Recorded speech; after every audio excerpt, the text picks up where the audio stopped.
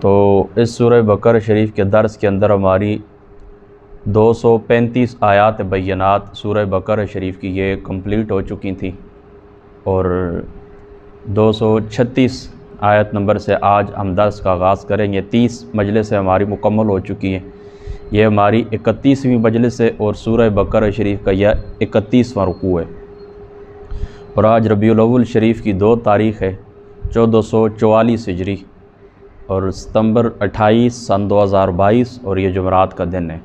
اللہ تعالیٰ فرماتا ہے لا جناح علیکم ان طلقتم النساء ما لم تمسوهن او تفردوا لهن فریضہ ومتعوهن علی الموسع قدره وعلی المقتر قدره متاعا بالمعروف حقا علی المحسنین۔ اللہ تعالیٰ فرماتے کوئی حرج نہیں تم پر اگر تم طلاق دے دو ان عورتوں کو جن کو تم نے چھوا تک نہیں، مقرر کیا تم نے اور نہیں مقرر کیا تم نے ان کا مار۔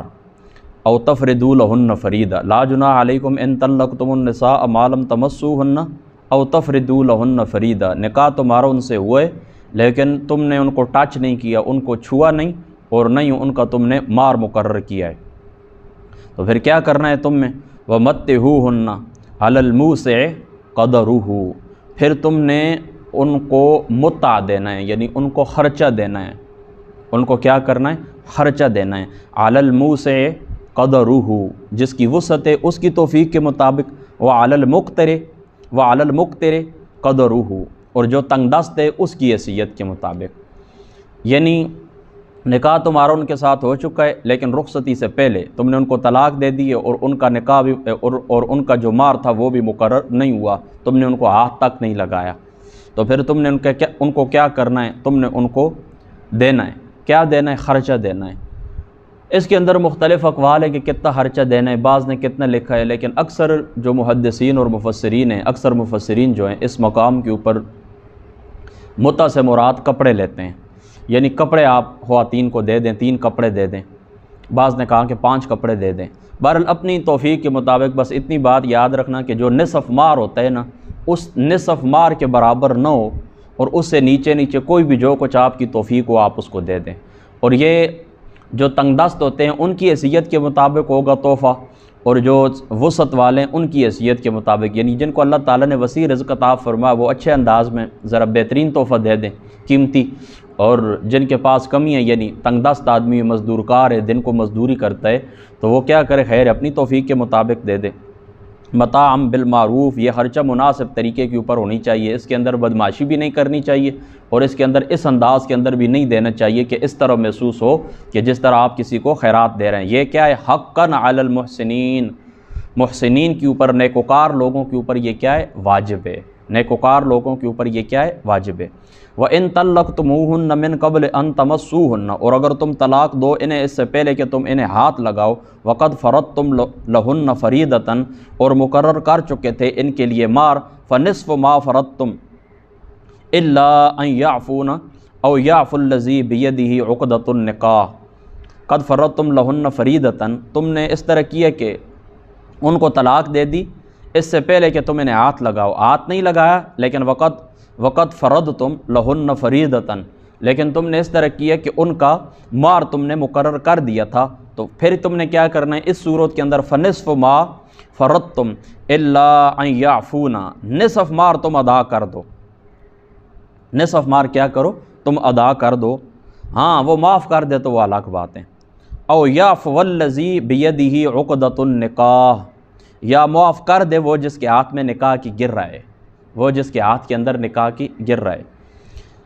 وَأَن تَعْفُوا أَقْرَبُ لِلتَّقْوَىٰ، اور اے مردو اگر تم معاف کر دو تو یہ بہت قریب ہے تقوی سے۔ یہ کیا ہے؟ بہت قریب ہے تقوی سے۔ یہاں پر یہ بات آپ نے یاد رکھنی ہے کہ اگر تم نے ان لڑکیوں کے ساتھ نکاح کیا ہے اور ان کا تم نے مار مقرر کر دیا تھا لیکن رخصتی سے پہلے طلاق ہو گئی ہے، تو پھر جو تم نے مار مقرر کیا تھا اس کا نصف حصہ تم نے ان کو ادا کرنا ہوگا۔ نصف حصہ کیا کرنا ہوگا؟ ادا کرنا ہوگا۔ الا ان یعفونا، ہاں یہ کہ وہ اپنا حق معاف کر دیں۔ او یعفو الذی بیدہ عقدۃ النکاح، یا معاف کر دے وہ جس کے ہاتھ میں نکاح کی گر رہا ہے۔ یعنی معافی تلافی ہو جائے دونوں طرف سے تو ٹھیک ہے۔ نکاح کے کس کے ہاتھ میں گر رہا ہے؟ جس کے ہاتھ میں نکاح کی گر رہا ہے۔ اس کا کیا مطلب ہے؟ اس کا مطلب یہ ہمارے امام صاحب رحمۃ اللہ تعالی علیہ آپ کے نزدیک اس کا مطلب یہ نکاح کی گرہ سے مراد یہاں پر شوہر ہے، یعنی شوہر کیا کرے کہ وہ معاف کر دے۔ اور بعض علماء یہ بھی فرماتے ہیں کہ یہاں پر دوسرا احتمال بھی ہے، یعنی نکاح کی گرہ وارثین کے ہاتھ کے اندر ہے، وہ معاف کر دیں تو خیر کوئی بات بھی نہیں ہے۔ لیکن وہ انتعفوا اقرب للتقوی، مردو اگر تم معاف کر دو تو یہ بہت قریب ہے تقوی سے۔ یعنی کیا کرو، نصف مار تم نے ادا کرنا ہے، لیکن لڑکی اس بات کے اوپر راضی ہوگا کہ نہیں مجھے چوتھائی چاہیے، یا چلو نصف سے بھی نصف کر دیں کوئی بات نہیں ہے، میں اس کے اوپر راضی ہوں، تو یہ بات تو ٹھیک ہے۔ لیکن مردوں کو حکم دیا جا رہا ہے کہ تم تقوی اختیار کرو اور معافی تمہاری طرف سے ہونی چاہیے، یعنی تم اس طرح کر دو کہ ان کو پورا مار ادا کر دو۔ یعنی لڑکا اپنی طرف سے اگر اس طرح کرتا ہے، کہتا ہے ٹھیک ہے جی حق تو میرا نصف مار بنتا ہے لیکن میں پورا مار ادا کروں گا، تو یہ بات تقوی کے اور احسان کے بہت زیادہ قریب ہے۔ ولا تنسوا الفضل بینکم، اور اللہ تعالیٰ فرماتا ہے نہ بلایا کرو احسان کو آپس میں، یعنی لین دین کے وقت جس وقت آپس میں تم لین دین کرو تو تم احسان کو نہیں بلانا چاہیے۔ ان اللہ بما تعملون بصیر، اللہ تعالیٰ جو کچھ تم کرتے ہو خوب دیکھنے والا ہے۔ آگے جس وقت یہ طلاق کے اور یہ مسائل ہیں تو اس کے ساتھ اللہ تعالیٰ کی ذات اقدس نے حافظوا علی الصلاۃ والصلاۃ الوسطی، حافظوا علی الصلاۃ والصلاۃ الوسطی وقوموا للہ قانتین، اللہ تعالیٰ فرماتا ہے پابندی کرو سب نمازوں کی اور خصوصاً درمیانی نماز کی، اور کھڑے رہا کرو اللہ کے لیے عاجزی کرتے ہوئے۔ یہاں پر یہ بات یاد رکھنی ہے کہ اللہ تعالیٰ کیا فرماتا ہے، حافظوا علی الصلاۃ، اور یہ باب مفاعلہ سے جس وقت ہو نا تو اس کے اندر دوام پایا جاتا ہے، یعنی احفظوا اللہ تعالیٰ نے نہیں فرمایا حافظوا فرمایا۔ کیا مطلب کہ یہ نہیں کہ ایک مرتبہ تم ادا کرو بلکہ اس کے اندر دوام اور استمرار پایا جاتا ہے، بار بار تم نے نماز ادا کرنی ہے، ٹھیک ہے، لیکن اس طرح ادا نہیں کرنی۔ حدیث پاک کے اندر آتا ہے، طبرانی شریف کی روایت ہے، آقا علیہ الصلوۃ والسلام نے فرمایا کہ جو بندہ اچھے انداز کے اندر وضو کرتا ہے اور رکوع اور خشوع اچھے انداز کے اندر اس کے ساتھ وہ نماز ادا کرتا ہے تو وہ نماز ایک نوری شکل اختیار کرتی ہے اور اس بندے کے لیے دعا کرتی ہے کہ اللہ تعالیٰ جس طرح اس بندے نے مجھے اچھے انداز میں ادا کیے تو بھی اس کو اچھا کر دے، یعنی تو نے مجھے سنوارا ہے اللہ تعالیٰ تجھے سنوار دے، اے اللہ تعالیٰ اس نے مجھے سنوارا ہے اور اس کو تو سنوار دے۔ لیکن اگر کوئی ایسا نہ کرے، وضو بھی اچھے انداز کے اندر نہ کرے اور جس طرح وہ شڑپ پانی منہ کے اوپر مارنا ہوتا ہے اس طرح بندہ مار کے آ جائے، اور نماز بھی اس طرح ہوتا ہے کہ جس طرح بس سٹ سٹینڈ والی بات ہوتی ہے، جس طرح تراویح ہمارے لوگ پڑھتے ہیں تو اس طرح نماز ادا کریں تو پھر وہ نماز اس طرح کہ اللہ تعالیٰ کی ذات اقدس سے شکایت کرتی ہے اور کہتی ہے کہ جس طرح اس نے میری شکل بگاڑی اللہ تعالیٰ تو اس کو بگاڑ دے، تو پھر وہ نماز حدیث پاک کے اندر آتا ہے کہ اللہ تعالیٰ چاہے تو پھر وہ کالے کپڑے کے اندر لپیٹ کر اس بندے کے منہ کے اوپر مار دی جاتی ہے۔ تو حافظوا علی الصلاۃ، نماز کی پابندی کرنا ہے، والصلاۃ الوسطی، اور درمیانی نماز کی پابندی کرنی ہے، وقوموا للہ قانتین، اور اللہ تعالیٰ کے لیے کھڑے ہونا ہے عاجزی کرتے ہوئے۔ یہ وقوموا للہ قانتین یہ تب نازل ہوئی تھی، یہ بات یاد رکھنا کہ اس سے پہلے یعنی شروع کے اندر جو نماز تھی تو اس کے اندر سلام کلام کرنے کی اجازت تھی، لیکن اللہ تعالیٰ نے وقوموا للہ قانتین نازل فرما کر سلام کلام سے منع فرما دیا۔ اب خاموشی کے ساتھ قانتین یعنی خاموشی کے ساتھ آپ نے نماز ادا کرنی ہے، عاجزی کے ساتھ سر جھکا کے بات نہیں کرنی۔ اور درمیانی نماز سے کیا مراد ہے یہ بات بھی یاد رکھنا، حافظوا علی الصلاۃ والصلاۃ الوسطی، پابندی کرو نماز کی اور درمیانی نماز کی۔ درمیانی نماز کی پابندی سے کیا مراد ہے، امام آلوسی رحمۃ اللہ تعالیٰ علیہ آپ نے اس مقام کے اوپر تفسیر کے اندر لکھا ہے، اس کے اندر تفسیر کے اندر لکھا ہے کہ اس سے مراد مختلف اقوال ہیں، یعنی مختلف اقوال اس باب کے اندر آئیں۔ کسی نے کہا کہ اس سے مراد صبح کی نماز ہے، کسی نے کہا کہ اس سے مراد ظہر کی نماز ہے، کسی نے کہا اس سے مراد عصر کی نماز ہے، کسی نے کہا اس سے مراد مغرب کی نماز ہے، کسی نے کہا اس سے مراد عشاء کی نماز ہے، کسی نے کہا اس سے مراد تہجد کی نماز ہے، کسی نے کہا جمعے کی مراد ہے، کسی نے کہا کہ صلاۃ الفطر ہے یعنی عید الفطر ہے، کسی نے کہا عید الاضحیٰ کی نماز اس سے مراد ہے، کسی نے کہا کہ چاش کی نماز اس سے مراد ہے، یعنی مختلف اقوال ہیں۔ وطر کی نماز اس سے مراد ہے، لیکن جو جمہور کا قول ہے اور جس کے اوپر احادیث مبارکہ زیادہ اشارہ کرتی ہیں وہ ہے درمیانی نماز، کیونکہ آقا علیہ الصلوۃ والسلام کی ذات اقدس غزوہ خندق کے موقع کے اوپر 4 نمازیں حضور علیہ الصلوۃ والسلام کی ذات اقدس سے چھوٹ گئی تھیں۔ کتنی نمازیں؟ 4 نمازیں حضور علیہ الصلوۃ والسلام سے چھوٹ گئی تھیں۔ اور اسی طریقے سے عصر کی نماز کے متعلق آقا علیہ الصلوۃ والسلام نے فرمایا کہ ان لوگوں نے اللہ تعالیٰ ان کے گھروں کو اور قبروں کو اللہ تعالیٰ آگ سے بھر دے کہ ان لوگوں نے ہمیں مشغول رکھا ہے، ہم عصر کی نماز درمیانی نماز ادا نہیں کر سکے۔ تو اس عصر کی نماز کے اندر آقا علیہ الصلوۃ والسلام نے فرمایا تو حافظوا علی الصلاۃ والصلاۃ الوسطی، صلاۃ الوسطی سے کیا مراد ہے؟ یہ حافظو علی الصلوات والصلاۃ الوسطیٰ، ہاں بالکل ٹھیک ہے۔ اور صلاۃ وسطیٰ سے کیا مراد ہے؟ صلاۃ وسطیٰ سے مراد درمیانی نماز یعنی عصر کی نماز ہے۔ وقوموا للہ قانتین، اور کھڑے ہونا ہے، نماز تم نے ادا کرنی ہے۔ کس طریقے سے ادا کرنی ہے؟ خاموشی کے ساتھ اور عاجزی کے ساتھ۔ اور یہ بات بھی یاد رکھیں کہ کم و بیش 100 کے قریب قرآن پاک کے اندر اللہ تعالیٰ نے نماز کا حکم دیا، اور احادیث تو پھر سینکڑوں کے حساب سے ہیں، 100 کے قریب تو صرف اللہ تعالیٰ نے قرآن کے اندر نماز کو حکم دیا۔ فَإِنْ خِفْتُمْ فَرِجَالًا أَوْ رُكْبَانًا، پھر اگر تم کو ڈر ہو دشمن وغیرہ کا تو پیادہ یا سوار، جس طرح ہو سکے نماز پڑھو۔ یہ اس طرح ہوتے ہیں نا، یاد رکھیں کہ بعض علماء کے نزدیک، یعنی حضرت امام شافعی صاحب رحمۃ اللہ تعالیٰ اور دیگر بھی جو ائمہ ہیں ان کے نزدیک وہ فرماتے ہیں کہ جس وقت آپ قتال کریں نا، یعنی دشمن کے ساتھ آپ جہاد کر رہے ہیں، تو اس وقت بھی آپ اس طرح کریں کہ جس طرح آپ سے ہو سکے آپ نماز ادا کر لیں۔ یعنی اس کا اطلاق، خوف کا اطلاق نماز قتال کے اوپر بھی ہوتا ہے، قتال کے وقت کے اوپر بھی ہوتا ہے۔ یعنی اللہ تعالیٰ فرماتے ہیں نا، یعنی نماز ویسے تو حضور نے فرمانا کہ صلی اللہ تعالیٰ علیہ وآلہ وسلم صلو کما رأیتمونی اصلی، یعنی جس طرح میں نماز پڑھتا ہوں اس طرح تم نماز ادا کرو، جس طرح مناسک اللہ تعالیٰ کی ذات اقدس نے سکھائے ہیں تم اس طرح نماز ادا کرو۔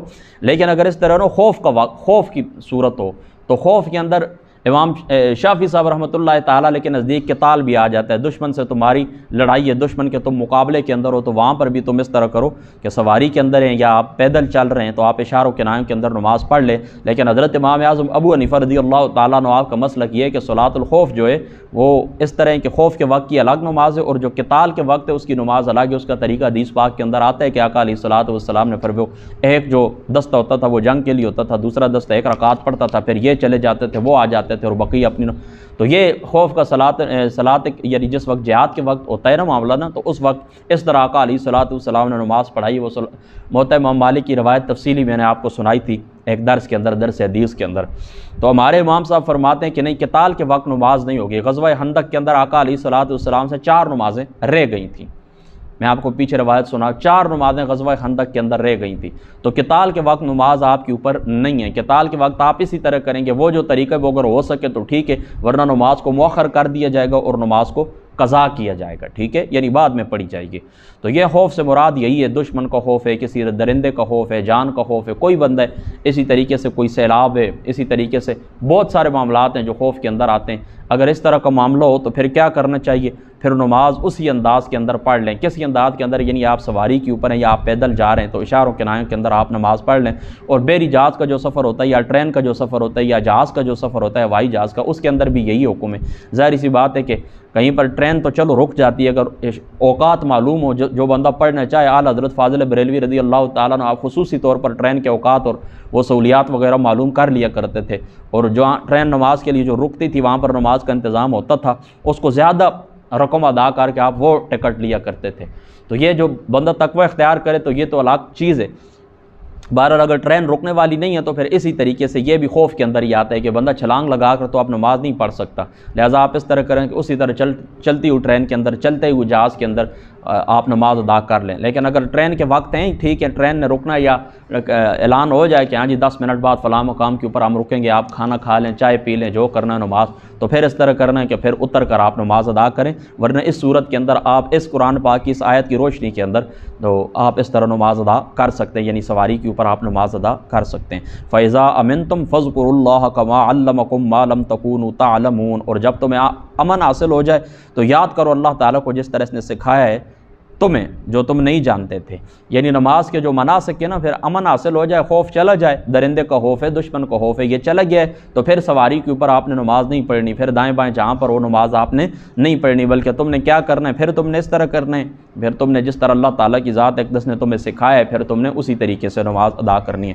وَالَّذِينَ يُتَوَفَّوْنَ مِنْكُمْ وَيَذَرُونَ أَزْوَاجًا وَصِيَّةً لِأَزْوَاجِهِمْ مَتَاعًا إِلَى الْحَوْلِ غَيْرَ اخراج، اور جو لوگ فوت ہو جاتے ہیں تم میں سے اور چھوڑ جاتے ہیں بیویاں، انہیں چاہیے کہ وصیت کر جایا کریں اپنی بیویوں کے لیے، انہیں خرچ دیا جائے 1 سال تک اور نہ نکالا جائے انہیں گھر سے۔ یعنی ایک شخص سے اس کی 4 بیویاں ہیں، اب ایک سے اس کی جو ہے تو وہ اولاد ہے، تو اب وہ جو اولاد ہے ظاہری سی بات ہے باقی 3 تو اس کی سوتیلی مائیں ہیں نا، تو یہ اس طرح نہ کرے کہ وہ کہے کہ جی اب تو دیکھیں نا تمہارا جس کے ساتھ نکاح تھا وہ ختم ہو چکا ہے، نہیں، جو حکم ہے اب اس گھر کے اندر وہ رہیں، سکون کے ساتھ رہیں، عدت ان کی پوری ہو جائے، عدت تک سکنا بھی ہے، عدت تک نفقہ بھی ہے، خرچ بھی دیا جائے گا اور سکنا بھی دیا جائے گا، رہائش بھی دی جائے گی۔ جب عدت ختم ہو جائے تو پھر اپنے ماں باپ کے گھر یا جہاں پر وہ جانا چاہیں، دوسری شادی کرنا چاہیں وہ جا سکتے ہیں۔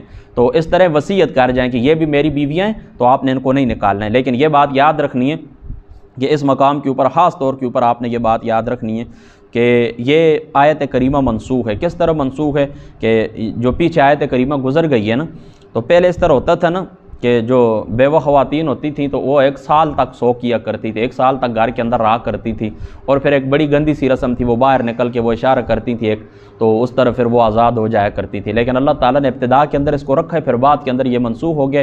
اب جو خواتین ہوتی ہیں، بیوہ جو عورت ہوتی ہے غیر حاملہ ہوتی ہے، تو اس کی 4 مہینے اور 10 دن عدت ہے۔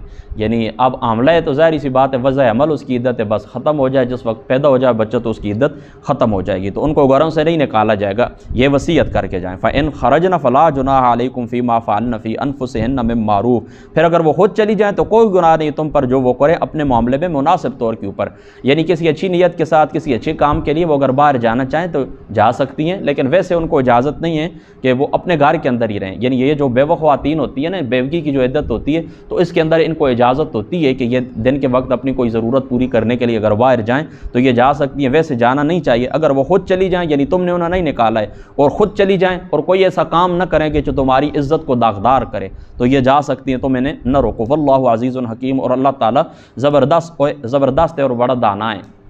اس مقام کے اوپر ڈاکٹر اسرار صاحب نے ایک بانو بیگم کا کیس کے متعلق لکھا ہے، اپنی جو ان کی بیان القرآن تفسیر ہے، کہ ہندوستان کے اندر اس طرح ہوا تھا کہ کلکتہ کی ہائی کورٹ نے فیصلہ دیا تھا کہ یہ جو مسلمان لڑکی ہوتی ہے ان کو جس وقت یہ طلاق مل جاتی ہے تو یہ اگر دوسری شادی کریں تو ٹھیک ہے، لیکن اگر یہ دوسری شادی نہ کریں تو پھر اس طرح ہے کہ یہ ان کو ہمیشہ کے لیے نان نفقہ ملنا چاہیے۔ تو اس کے اوپر مسلمانوں نے احتجاج کیا تھا، مسلمانوں نے احتجاج کیا، انہوں نے کہا نہیں، یہ اس طرح ہے کہ یہ عدت کے اختتام تک ہے، بس عدت ختم ہو جائے گی، عدت تک خرچہ اور سکنا ملے گا، تو آپ اس طرح نہ کریں۔ یہ ہائی کورٹ کا یہ غلط فیصلہ ہے، اور مسلمانوں کو یہ جو آئلی قوانین ہیں تو اس کے اندر یہ دخل اندازی ہے۔ ہمیں اجازت شریعت کتنی دیتی ہے؟ شریعت ہمیں اتنی اجازت دیتی ہے کہ جب تک وہ عدت کے اندر ہے ان کو نفقہ ملے گا، عدت ختم ہو جائے گی پھر کوئی کسی قسم کا نفقہ نہیں ہے، تو پھر انہوں نے وہ واپس بھی لے لیا تھا۔ لیکن ہمارے ملک کے اندر کئی اس طرح غیر شرعی قوانین ہیں، ان کے اوپر احتجاج ہوتا ہے وقتاً فوقتاً۔ جرنل صاحب کے دور کے اندر، ضیاء الحق صاحب کے دور کے اندر ہوئے ہیں، اور بھی ہیں، لیکن اس طرح کہ نہیں کوئی مطلب یہ ہے کہ نوٹس نہیں لیا جاتا، اس طرح لوگ رو دو کے اور کھپ کے رہ جاتے ہیں۔ بہرحال انہوں نے منوا لیا تھا، انہوں نے احتجاج کیا، زبردست پروٹیسٹ کیا تھا، اور انہوں نے یہ بات منوا لی تھی۔ وللمطلقات، یہ بات آپ نے سننی ہے، وللمطلقات متاع بالمعروف حقا علی المتقین، اور اسی طرح جن کو طلاق دی گئی ان کو خرچ دینا چاہیے مناسب طور پر، یہ واجب ہے پرہیزگاروں کے اوپر۔ یعنی طلاق عدت گزارنے والی لڑکی طلاق کی عدت گزارے گی یا بیوگی کی عدت گزارے گی، سکنا اور رہائش ان کو دی جائے گی، کس وقت تک؟ عدت کے دوران، عدت کے اختتام تک، عدت ختم ہو جائے بات ختم ہو جائے گی۔